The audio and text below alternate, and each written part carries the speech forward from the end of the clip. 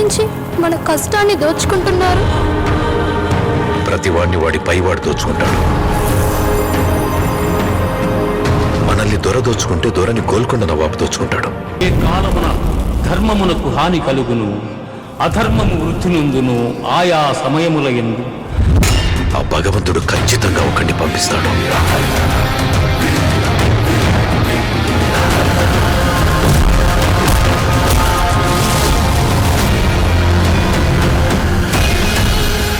వాడొచ్చి దొంగ దొరలందరి లెక్కలు సరిచేస్తాడు.